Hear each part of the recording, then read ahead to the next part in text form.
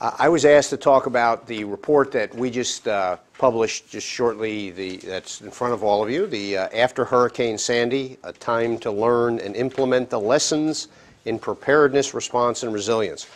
And I'd like to acknowledge one person that's not with Heritage anymore. She just left about a couple weeks ago, Jessica Zuckerman, who was sort of the main push behind this effort. She left to join another company and go do some work for the federal government. So she chose to take her name off the report just to kind of simplify the whole process a little bit. But also David and Sarah, who's down at the end of the table there, obviously everybody knows the people that get listed first don't really do very much. It's all the people that actually do the work. David's the guy who does all the work. And whatever I cover, he'll then say what Steve really meant to say was, and he'll correct me. So he's down there. I asked him to join us to make sure that we actually knew what we were talking about. Look, disaster relief is an interesting bag of cats. Every one of them is different. You'll hear people say that, and it's 100% true. It's also not an excuse for not planning and not practicing them, which some people use that as an excuse for doing that. Every state is different. Every state in our union has a different set of capabilities. Contrary to what some people believe. In fact, just last week I was talking to somebody that, they said, well, FEMA has all this capability. I said, FEMA doesn't have any capability. I said, FEMA is a management organization. It's not like they got FEMA troops lined up ready to go rescue people when some disaster strikes. That's just not, the way it is. So there's a lot of misinformation out there. And the Superstorm Sandy is a great example of looking at another major disaster. We've looked at Katrina. Everybody looks at that and thinks that's the model. It is a model.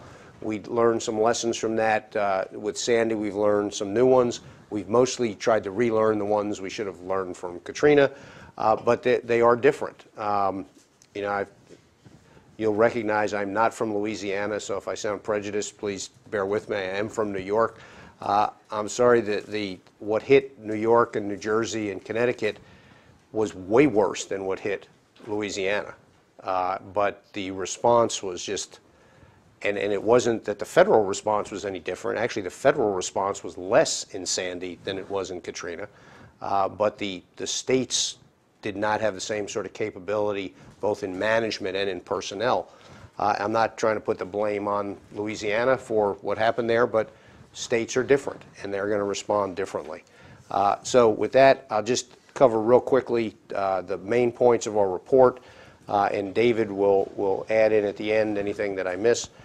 First of all, FEMA needs to understand that it is not the be-all and end-all, and everybody else needs to understand that FEMA is not the be-all and end-all. FEMA is there to help. It needs to focus on things that are truly catastrophic and not throw it at every time a tree branch falls down on somebody's pickup truck that FEMA is going to ride in and pay for the whole thing, and we're going to put 150 National Guardsmen on Title 32 and let them come in to help. We used to handle all those kinds of problems at the local and state level. There are methodologies for them to do that. It costs money, and I realize that state and local folks don't have a heck of a lot of money, and because of the response in Katrina, we've sort of gone to this model that we've federalized everything that can even possibly be potentially called a disaster. There's a lot of things out there that need to be handled back at the state and local level, and the Fed should keep track of it. They should watch, they should be ready, but they don't necessarily have to run in and try and be the big brother all the time, because all you're doing is training people to not respond properly. And it also then puts FEMA at a loss when, after they've expended all their assets on these less than true disasters, when a true one hits, they're kind of out of Schlitz, and that's a problem. In Sandy, the one aspect that really worked well was the National Guard and the Coast Guard really stepped up, in some cases basically on their own, and the Coast Guard's part of DHS as well. And there's quite a capability there, but there's also quite a capability down in the Gulf and they really stood up. The Coast Guard has always been sort of a go-to agency. If you've never worked with the Coasties, they're wonderful people. Even their very senior people, you know, are all rolling up their sleeves saying, what do we need to do to get this right? And they do it on a shoestring. They're generally underfunded compared to all the other uniformed services, but they do a heck of a job. The National Guard in this case, at least in New York's case, and I think to a degree in New Jersey, stepped up. They were still on state active duty. They weren't being paid as Title 32. They really, really rolled in. Now, New York has one of the most robust National Guard organizations in the country. They've had National Guardsmen on state active duty in Grand Central Station since 9/11, and they're still there. No federal money going to that program. But New York has said, you know, we've got to do this.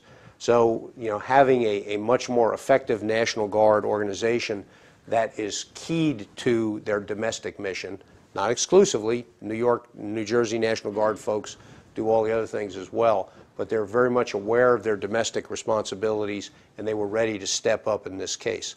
An added one, similar to that, is the state defense forces.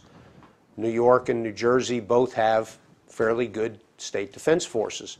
If you're not familiar with the State Defense Force, because a lot of Americans aren't, in some cases they're called militias. State Defense Force is the generic term for them. New York has a naval one. New Jersey has some naval components to it. They are not National Guard. You're not allowed to federalize them. They work for the governor. In some states they work directly for the TAG. In some cases they work directly for the Director of Public Safety. It's different everywhere, and some states don't have it at all.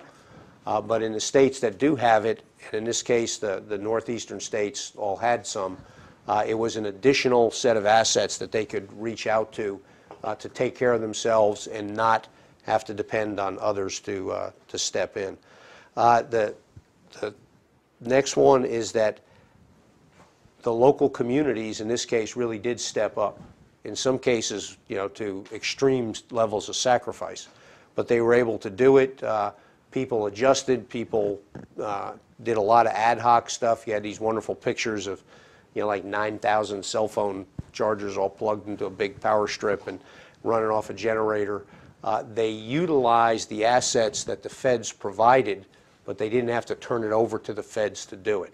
You saw some of the military's ROPUs come in, the water purification units. You saw things like that, but a lot of them stayed at the state level using the National Guard. And then the last thing, and I'll stop with this, is that, again, a lot of these lessons, if you go back and read the after-action reviews from Katrina, are exactly the same. We need to stop writing lessons learned reports and putting them on the shelves and never reading the darn things. We do that all across the government. The military, who does lessons learned better than anybody else in the government, and they do the same thing. We have a whole center in the Army for lessons learned, and all we do is store them all. Nobody ever learns from them. But in this case, when you're dealing with the citizens of the United States in these kind of very trying circumstances, you don't need to relearn the lesson every time. Take the lessons, apply them to your organization, your training, your rehearsals, and be ready. I can guarantee whatever you plan will not be exactly what happens. The military learned that a long time ago. We have all sorts of detailed war plans and operational plans, and the real thing is never what happens. But you got a lot better shot at responding quickly and appropriately when you're adjusting off of something you're already comfortable with than when you're just making it up as you go along in the middle of the crisis. And our civilian agencies, I realize it's harder for them to do that. They don't have the kind of culture of rehearsal and practice and training that the military does, but we need to get it, because that's the only way we're going to have the kind of timely responses that we really want, and that's every level of government, not just the feds. We've got to get state and locals back in the game all across the country. In this case, they were there, they played a very good role, but we need to be ready to do that everywhere.